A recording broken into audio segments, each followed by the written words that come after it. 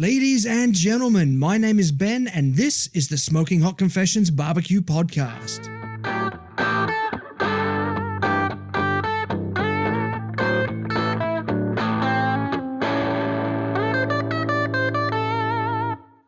Hey family, I hope you're well wherever you are and you got that thin blue smoke rolling.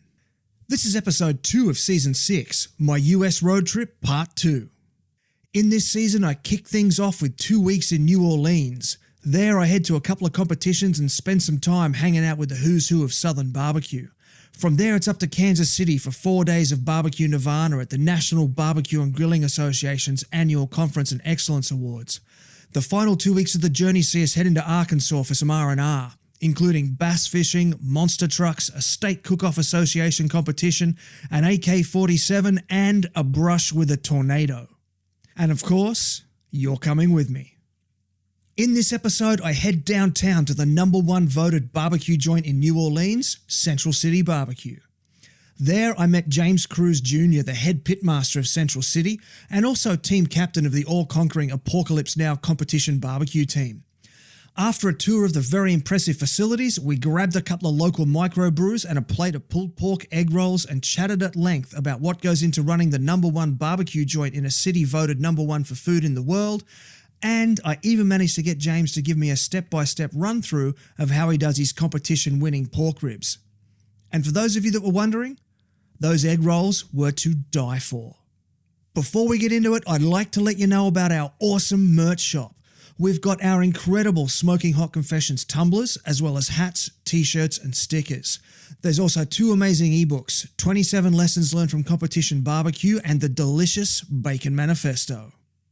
I'd also like to invite you to join us at the Smoking Hot Confessions community on Facebook. If you're looking for a barbecue group full of open-minded people who just love to help each other out, the Smoking Hot Confessions community is a great place to continue the conversation. Finally, however you listen to this episode, please subscribe, rate, and review the show. It really helps me spread that barbecue love.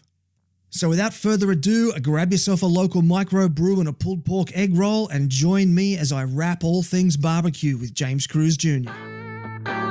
This is the internationally awarded Smoking Hot Confessions BBQ podcast with your host, Ben Arnott. How long's it been since your last confession? Clean Heat Charcoal is a leader in the barbecue scene, whether it's sponsoring festivals, supporting teams, or supplying fuels for your backyard cookouts. Their charcoal burns clean and hot and is also sustainable, renewable, eco-friendly, and 100% natural. Aware of their global responsibilities as an industry leader, their charcoal is made from an invasive species that is destroying valuable farmland in Namibia and Botswana. Clean Heat Charcoal empowers those African communities by offering employment opportunities to the locals that they wouldn't otherwise have. There is also the benefit of returning the local ecosystem to a state of balance, benefiting the local farmers and their communities. It's easy to see why it's the fuel of choice of top competitive teams such as the Smoking Joint, Suck Knuckle Smokers, and Smoke and Steel. With distributors nationwide, follow Clean Heat Charcoal on Facebook and Instagram to learn more. Hey folks, I'm sitting here in what has to be one of the coolest barbecue joints I've ever been into. We're in, of course, Louisiana in beautiful New Orleans. I'm at Central City BBQ with James Cruse, and he's just told me that this is the #1 rated barbecue joint in the city, which is known as one of the #1 food cities in the world. So that is just incredible. So James, mate, how you going? I'm doing fine. How are you? Good, man, good. So one of the things that I always kick off an interview with is, what was the last thing that you barbecued for yourself? Oh, gee. Hanger steak tacos. Hanger steak tacos. That sounds awesome. I was playing around with some hanger steak and trying out some new fresh tortillas that were brought to us by a tortilla company 5 miles from here, and they're phenomenal. Wow. So it was all local products. All local products. Well, the hanger steak might have never been, but it was prime hanger steak. So I couldn't tell you where the cow came from. Close enough. So what do you cook on at home when you're cooking at home? At home, I like to cook in everything from a drum that I built to the PK 360. That's about it. Either a drum, PK 360. Sometimes I'll pull out the Icon if I want to get a little creative and cook on a ceramic style grill. Yeah, that's about it. Yeah, I'm not cooking for a whole lot of people. It's just, it's basically myself most of the time. I had a bit of a look at one of those PK 360s when I was down in Hobart there a few weeks ago. How do you like cooking on it? I like them. A lot of flexibility. You can cook up to 900 degrees, sear something really hot if you want. You could smoke at 250 if you want.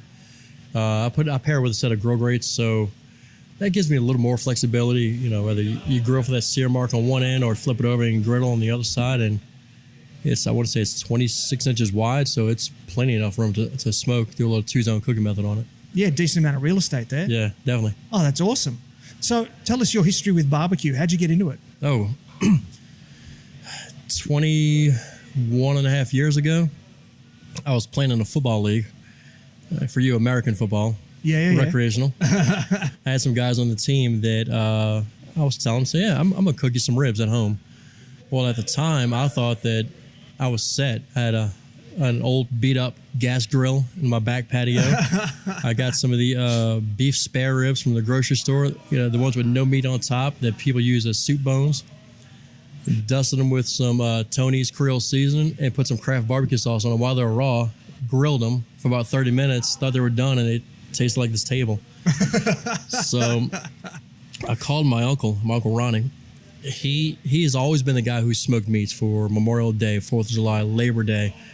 And I told him, I said, look, I need you to show me how to cook those ribs. And he said, the only way I'm going to show you is if you come do it with me. So Perfect. That happened to be the following weekend, September 1st of 97, I smoked my first rack of ribs. Wow, and you remember the exact date, too? The exact date is Labor Day. Well, I want to say a few years back, someone asked me, and I knew it was Labor Day of 97, so I went back and checked the date. So, yeah, I could say that is very factual, that it's September 1st of 97 when I smoked my first rack of ribs. Wow. And then since then, I've been a student and have just continued to work on it. Yeah, right. So 1997, we're up to 22 years now? Almost 22, yeah. 22, yeah. So what is it about barbecue then that just keeps you coming back day in, day out? Because you'll never know everything about it. And I like a challenge. I've been a competitive person most of my life, playing sports, and now this is my current sport. And I look at it, there's something that's challenging about every piece of meat every single time you approach it.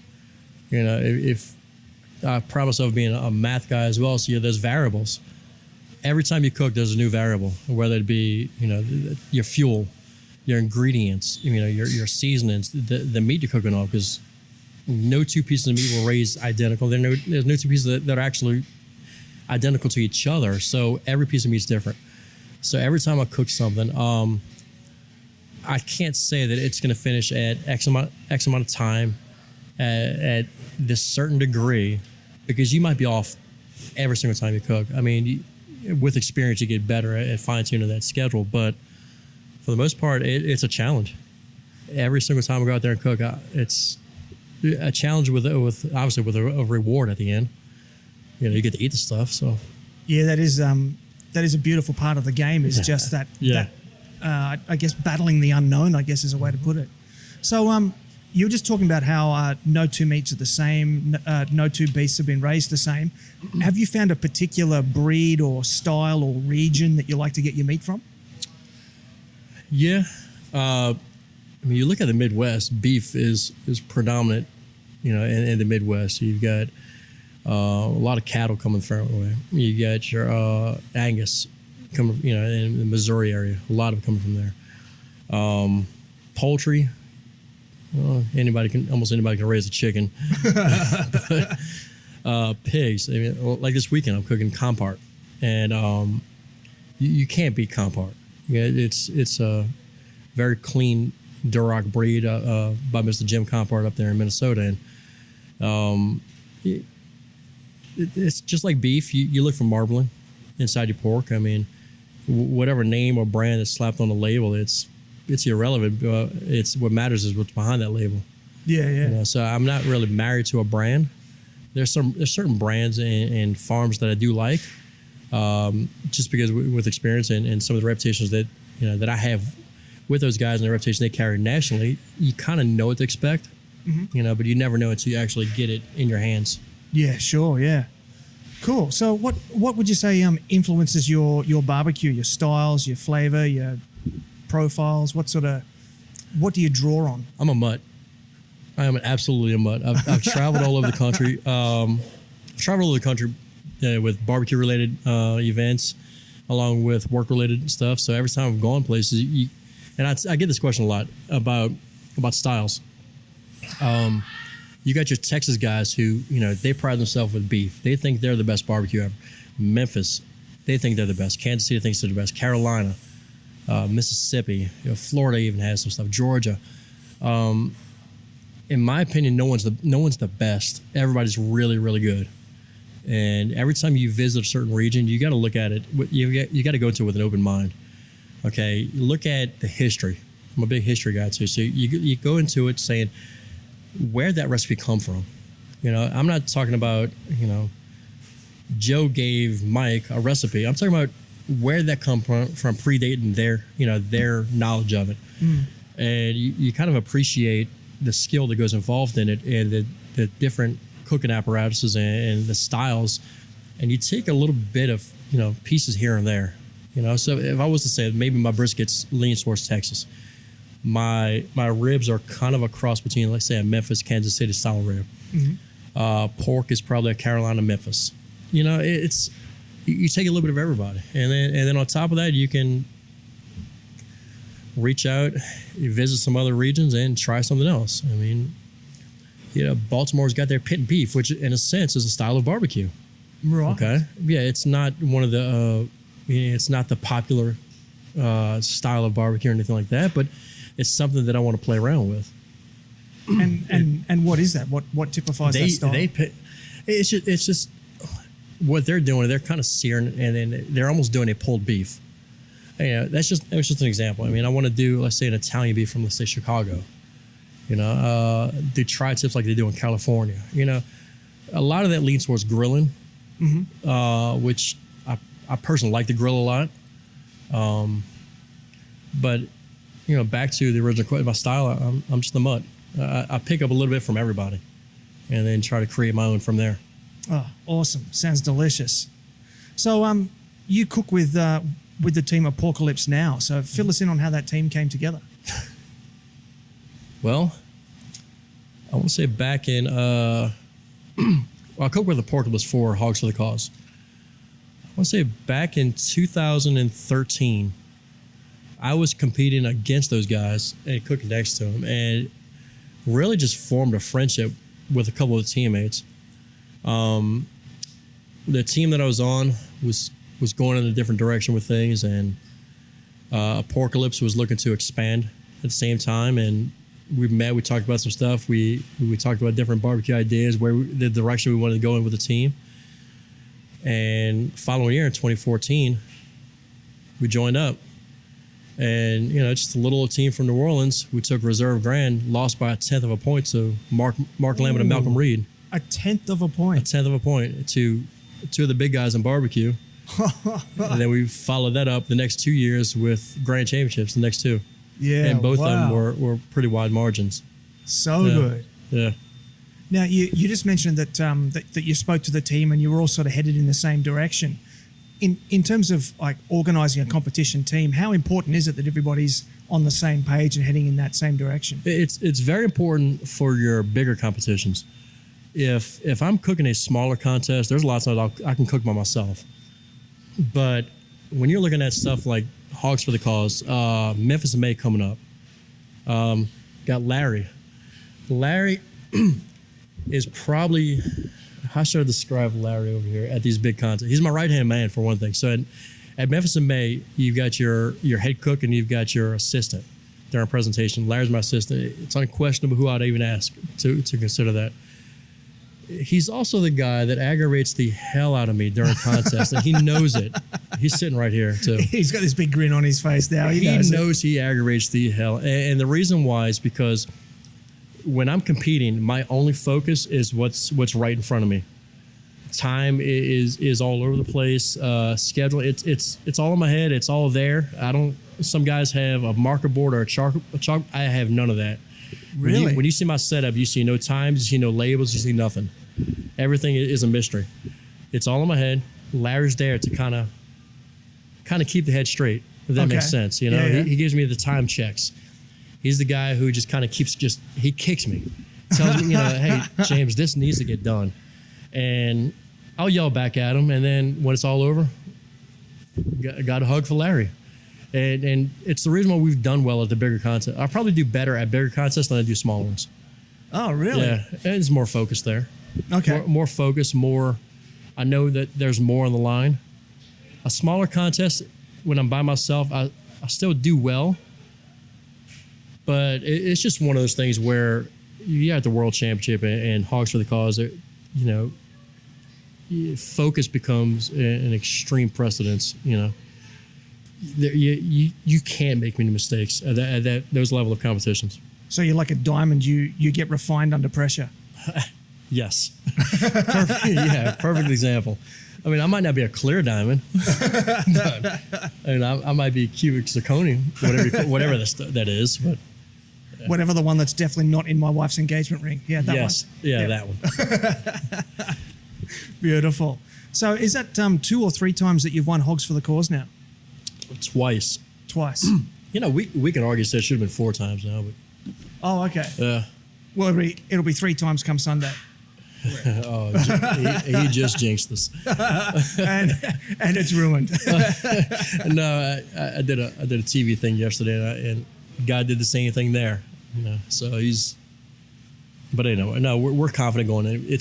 This year's probably the every year we go into it confident. You know, we're kind of looked at as the favorite to kind of win it every year. You know, some people would say that it's kind of pressure for us. For us, it's really not. I mean, because we ignore it. You know, we haven't won anything yet this year.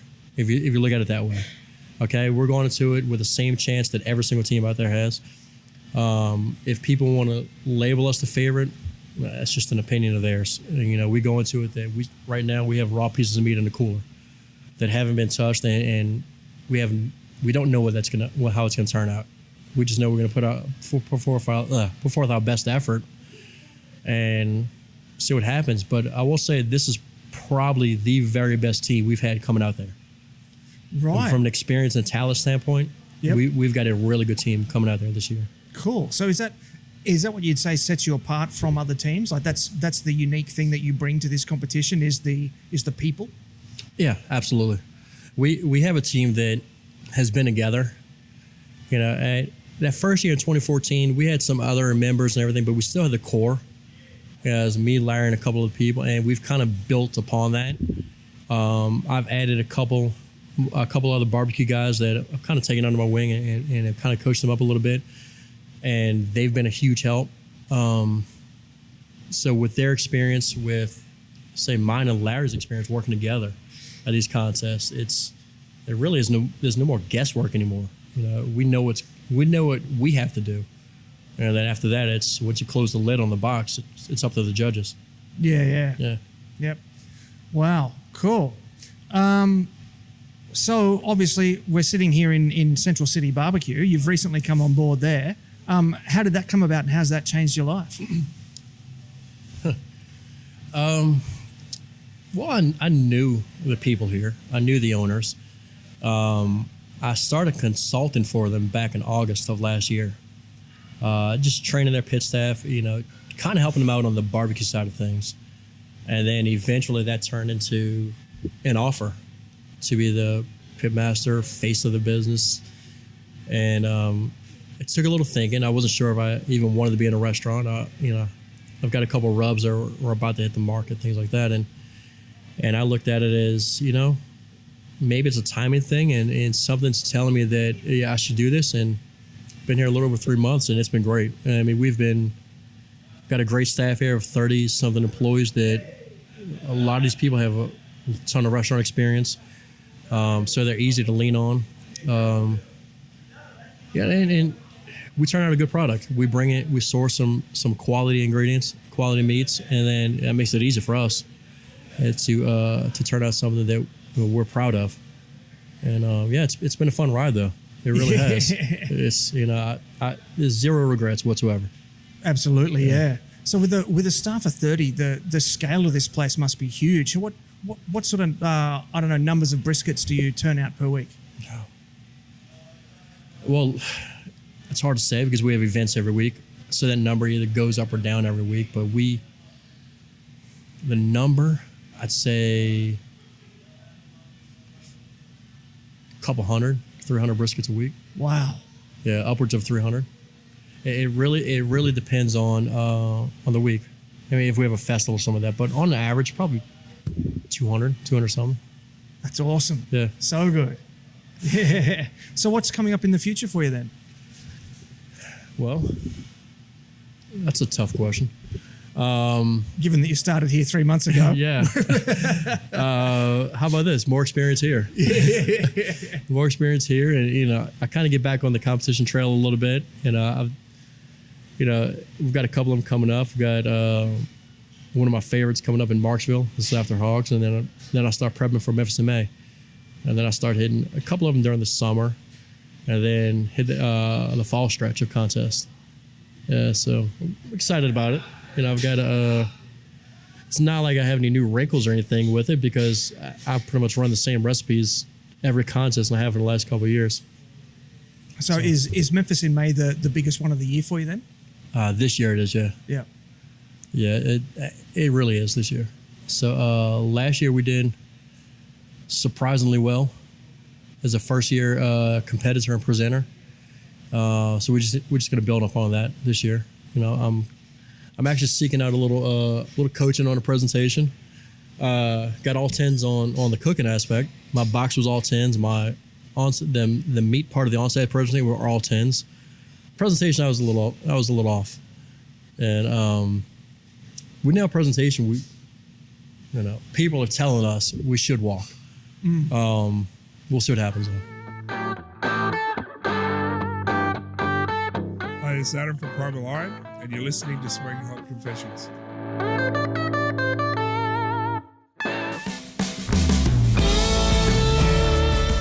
If you're looking for your next barbecue smoker or grill, Jagged Wood-Fired has got what you need. Owners Julianne and Glenn are multiple award-winning barbecue competitors who've even traveled to the US to compete at the World Barbecue Championships in Houston, Texas. Based out of Perth and shipping nationwide, Jagged is one of the largest pit builders in the country and has an ever-growing lineup of meat cooking machinery. Not only do they have their now famous smoker ovens, they are also producing incredibly efficient gravity-fed cabinet smokers and some of the most stylish asado grills you're ever going to see. Jagged is also well known for amazingly detailed custom work, ranging from backyard designs all the way to installations in commercial kitchens. Proudly Australian designed, owned and manufactured, you can find out more at jaggedwoodfired.com.au, spelled J-A-G-R-D. Once again, head to jaggedwoodfired.com.au, spelled J-A-G-R-D, to learn more. Alrighty, James. So your specialty is pork ribs. You've come first place here at Hogs for the Cause, and so we're going to get into some rib talk now. We're going to get some tips and secrets out of you for the listeners. So, mate, when you're cooking ribs, what type of rib do you prefer? I like a St. Louis. I like what it brings. I like the marbling. I like the flavor. It's got a little bit richer flavor. Like the meaty bite. There's a lot of things I like about it. I mean, it rides next to the belly. What can you not like about that? Yeah. They're actually my preferred type of rib when I cook to compete as well. Only because it satisfies my OCD, because the bones are usually so straight and square. They line up so nicely in the box, and it doesn't upset my OCD rage. Well, I need to get some ribs from Australia then. these American pigs they get a little crooked on us sometimes. Well, what I've actually noticed is that your American ribs are much bigger than the ones we have in Australia, and from other conversations I've had, I think it's because you butcher the hogs later in life than we do. Mm-hmm. And so, like, I was just at Aldi the other day, and not Aldi, Costco. And I went into Costco, and there were racks of St. Louis in there that were twice the length of the racks that we get at home. I was like, oh, no, $30. We average. I was so excited. Yeah, we average probably 12 to 14 bones on our rack of St. Louis, and then we also hopefully leave a little belly meat on there so you don't have shiners and things like that. That is the trick, yeah. Yeah, bellies become so popular from a retail and commercial standpoint that they're taking more off the St. Louis. But if you source them correctly, you can get them to where they can almost promise you some belly meat on there. Now, that's really interesting because you've kind of got the reverse problem that we've had in Australia. So for as long as, butchers have been butchering pigs in Australia, the belly's always been where the money is. And so we have never been able to get ribs with meat on them. And so now we're just starting to get there. Butchers are starting to realize this whole low and slow smoking thing. And so they're leaving more meat on the ribs. And now you're telling me that your butchers are going the other way. Well, most of them. Let's just say here at the restaurant, we've got some samples in and things like that. And they would come in and might have some shiners on them. So we try a different rib. And then finally we settled on one type of rib that have been phenomenal. A little bit more belly meat on them. Nice even cut looking, nice even ribs, well marbled. They're guaranteed spec within a quarter pound of each other. Oh, wow. Yeah. They're practically handpicked. Yeah. For us. I mean, National Rep came down and talked to us about it and looked at the volume we're doing and said, I'd like to work with you guys. And so far they've lived up to it. So good. That's awesome. And so if I'm at the supermarket or I'm at my butcher and I'm looking at some ribs, what should I be looking for when I'm buying them? Well, the first thing you want, nice even meat all the way across. And within that meat, you want, the white specks, the marbling. I almost feel like I have to explain this almost as if I'm talking to, say, another competitor, it's a little different. But let's just say the general public. You're looking for those white specks, the marbling, the fat. You want it in there, and hopefully if you can look at the back end of the rib, not where the membrane is, but you look at the fatter side, the thicker side of the rib, and you can see where there's a separation of belly meat, a little bit of fat layer in there, and then you have the rib meat. You want to look for that. So if you see that white line going across, you're going to have a fattier rib, and if it's cooked correctly, it's going to render down. You can have a nice, juicy, succulent bite. Yeah, you can't beat that. Oh, yeah. So good. I actually saw some of your ribs out there before. I saw your the All-Star? your kitchen guy. Yes, the All-Star. The All-Star. I knew you had a name, but I forgot the name. I was like, oh, come on. The All-Star. Yeah, I saw him slicing them, man. They look so good. Yeah, he's good, but no. We got a good staff here. Obviously the ribs look pretty good today. They look, I'd say they look good every day, but no, that's the rib that we're sourcing now. You saw the size of it, the nice amount of meat across the top of the bones, and we dream of getting ribs like that for competition. So the fact that you're getting boxes of them every single week just makes me want to cry. And that's my restaurant rib too. Yeah. So even for I wouldn't flinch at all at using those at a contest. No, they'd be spot on. Right. Yeah. So so moving on to rubs and whatnot. Then, do you use a binding agent before you put on the rub, and do you prefer wet or dry rubs? Binding agent, yes. I use a mustard. Mm-hmm. Okay. When I'm personally cooking, when I'm competing, yes, I always use mustard. At the restaurant, we don't. We go straight into the rub. Okay. I like a thin coat of yellow mustard. And then as far as the rubs, I make my own rubs. So I use two types. I have one, I basically call it number one. It's not a ranking. The people who know me know exactly what I'm talking about. It's a little saltier, a little spicier, more of a savory pork rub, and that goes on first. And I'll typically put that on overnight, the night before I'm cooking them. The next day, I have a second rub. It's a little more coarse. It's sweeter. Heat gets kicked up a little bit more, and that goes on 30 minutes before they hit the smoker. Basically, when the smoker's coming up to temp, I'll let them sit there, and it depends on the ambient temperature they're sitting in. I want them to sweat, so it looks almost wet, mm-hmm. and then I'll go with one more layer, light dusting of that same rub again. Okay. And then it hits the smoker, and then from that point on, it's. I guess it's within my control, slightly out of my control. It depends on what the rib's going to do, right? Yeah. So, yeah. And then it's, I could either go unwrapped, I can wrap them. It really, at that point, becomes a personal preference. Yeah, right. Okay. So that was ribs at home, yeah? That was what you're saying? Okay. How comfortable are you in giving me a bit of a walkthrough in how you do your competition rubs? I mean... Don't give away all your secrets, of course. No, I mean, I've got a slight bit of itching powder going down my back right now.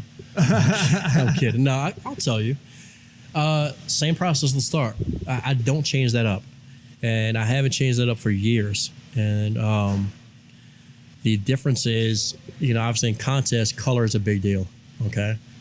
The bark can't be too tight. It can't have that, let's say, since you are cooking belly meat, you can't have that bacon type texture. It's not chewy, but it's got a little bit of bite. You want the bite to be the same all the way through. So it's a very soft bite.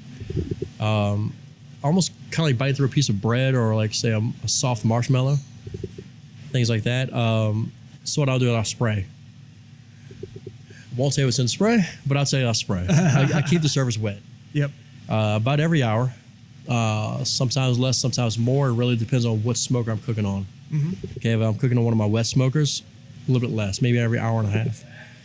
And then as far as when to wrap, it depends on what the rib's telling me. Okay, the rib's going to tell me something different every time. It could be 2 hours on up to 3.5 is when I'm wrapping. And then and I have some certain ingredients that I put in the wrap. There's always something wet. There's always something sweet. Always something savory in there. After that, it just becomes testing. When is the rib done? So I twist on bones. I'll pick it up. Sometimes I can actually pick it up and feel when it's done through the foil. How much give is in the rack? How much give is in the rack? Just with my fingers. Fingertips tell me a lot about if I'm getting close or if it's even done. After that, take it off. If I'm going a dry rib, maybe dusted. If I'm going to, obviously we're talking competition, so yeah, then I'll go with the rib glaze that I make. Right. Set the glaze and maybe spray it one more time to kind of level it. Oh, cut beautiful. it, turn it in. Beautiful. Yeah. So do you ever do anything, or do you put any stock in things like brining the ribs beforehand? No. No? In fact, I want as natural of a rib as possible. Okay. So part of that natural process, if I'm going to brine, I'm just eliminating the whole natural process. You go back to that cure. And I don't want to cure. I want whoever's eating it, the judge, or let's just say I'm doing a competition rib for friends. I want them to have that natural, really soft bite. And that's what I'm shooting for. Okay, cool. So do you do any phosphate injections or anything to sort ribs? of try and... No. No? Okay. No, not at all. All right. So it's pretty straightforward. It literally all comes down to the cooking process. Absolutely. Oh. Yeah, my ribs are pretty straightforward. I mean, there's nothing crazy. There's no gimmicks in it. It is essentially rubbed, smoked, wrapped, sauced. Oh, delicious. Yeah, it's nothing crazy. And so I guess that the final stage of the process then has to be the presentation. How do you go about putting them in the box? Do you layer them on top, 4 underneath, 4 on top? It really, honestly, it depends on the contest, because some contests require a certain arrangement. Some of them give you free range to set up however you want. Require a certain arrangement. That's interesting. Yeah, okay, it's the BCA. Yeah. BCA and IBCA both require a certain arrangement. Okay? Give you an example. In the BCA, you're cooking St. Louis ribs. You are also, if it's 50 teams or less, you put 4 bones down, 3 up top. If it's 50 teams or more, you're going 5 bones down, 4 up top. Wow. Yeah. Same with IBCA. Why? I don't see why the number of teams would make a difference to... Oh, because you have more that judges. That would govern how many judges are on the table. More judges, more bites. Right. Of course. KCBS, FBA. You design the box however you please. You try to get too creative, it could be distracting. So I mean, even my boxes are set up kind of simple. And I like to do, let's say, perpendicular to the hinge. That's my favorite setup, and 2 rows. Memphis Mad do a little bit more than that. Because Memphis made is a whole nother animal. You're doing 2-bone sections. So it gives the judge the opportunity to pull apart as well. Okay. Yeah. Interesting. Mm-hmm. So instead of cutting singles, you're cutting doubles. Cutting doubles. Ah, okay. 2 ribs. So the style of judging can influence the presentation Absolutely. as well. You got to know how they judge. And that actually leans towards how do you cook them too. Yeah. You're cooking a different texture for almost every section of the body. So. Wow, interesting. And so I guess the final question then has to be, are you a parsley guy or a kale guy? Which one? For the bed underneath the meat, are you a parsley guy or a kale guy? I like a little bit of both, actually. Yeah, I like both. It used to be a parsley. It used to be green leaf lettuce and parsley. That was the going. Now kale has kind of taken over. So it's really ease of setup and personal preference as to what it looks like. At the end of the day, the judge isn't eating the greenery, so does it create a little bit of eye appeal for them? And if it does, then then go with it. It's really still all about the meat. Got a project you'd like to work on with the SHC team? Shoot Ben an email on ben@smokinghotconfessions.com and let's have a conversation. Are you looking for a barbecue store experience that leaves you not just happy with your purchase, but genuinely excited about it? Barbecues and More, the Weber specialist on Weber Drive, is the place for you. Family owned and operated since 2001, the husband and wife team of Jenny and Gary have been combining their love of smoking and barbecue with their genuine product knowledge to help their customers give a truly great barbecue experience to their family and friends. The product range is vast with all the smokers and barbecues from Weber, as well as GMG, Hark, Masterbuilt and Pitt Brothers. Then there's their famous The Art of Smoking classes that are regular sellout successes. Combined with a huge range of smoking accessories, rubs and sauces, they have all the right products to satisfy your needs and your wants. Find out more at barbecuesandmore.com.au. That's BARBEQUES and more.com.au.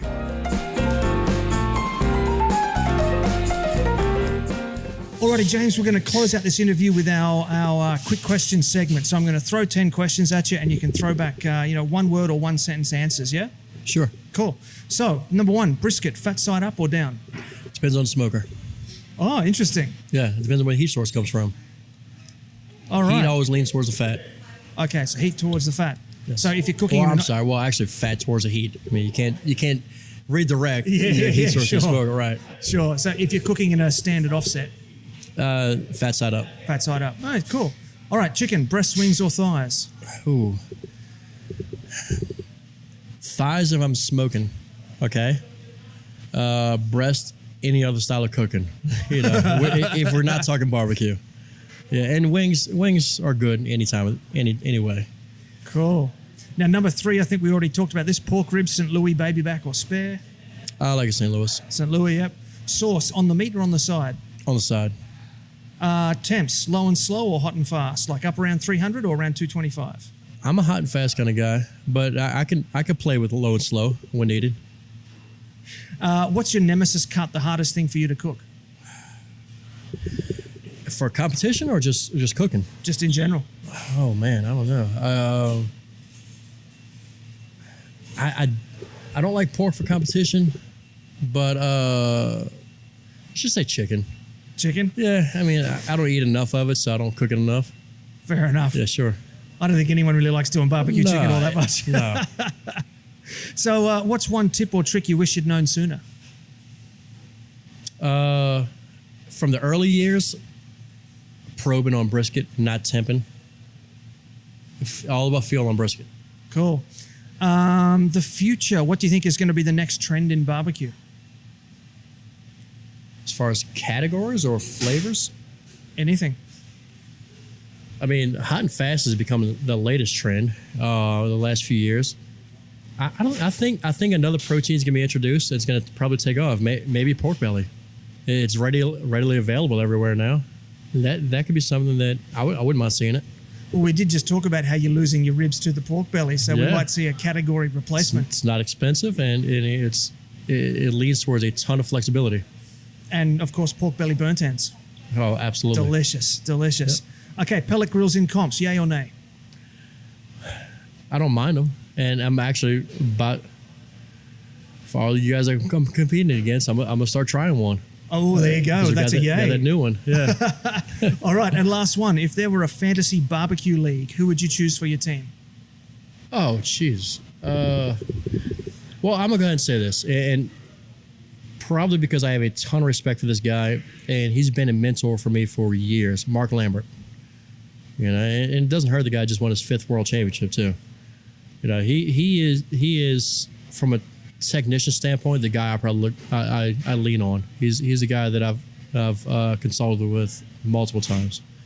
Yeah, so come on board, Mark. He's a fantastically friendly guy too. I met him at the OBR tent in Houston last year. Oh yeah. After the awards presentations, and he didn't know me from Adam. I just stuck my head in and went, "Holy crap, that's Mark Lambert!" Yeah. And said hello. And he invited my wife and son and I into the OBR tent. We sat there, we had dinner with him and talked with him for hours. Yeah, he's very welcoming. Yeah. Well, look, mate, that's a wrap for the interview. Thank you very much for your time. I'm literally seeing 2 tour buses pull up out front now. Right. We've got some events going on and I can see you sort of looking a bit furtively out of the sides of your eyes there. Right, so we'll hang out at Hogs. Yes, we will. I'll see you there. Thanks very much for your time. If everything goes right, we'll maybe yank you up on stage with us. Oh, hey, there we go. So, thank you very much. All right. Thank you, Ben. And there you have it, family. Competition pork ribs with multiple grand champion James Cruse Jr. I can't thank James enough for taking time out of his day to sit and chat barbecue with me. If you're ever in New Orleans, do head on down to Central City BBQ and ask James for a tour of the pits. It's a great venue and a killer setup. Before I let you go, I want to remind you about the Hail Mary Teas, the Smoking Hot Confessions community on Facebook, and if you have a minute, it'd really help me out if you could subscribe, rate, and review the show. The ratings and reviews trigger the algorithms and make Apple distribute the podcast further and wider, so they are really important and very much appreciated. And that's the end of the show. Till next time, take care of each other and keep on queuing. Thanks for listening to the Smoking Hot Confessions podcast. Head on over to smokinghotconfessions.com for recipes, tips, and Ben's own confessions.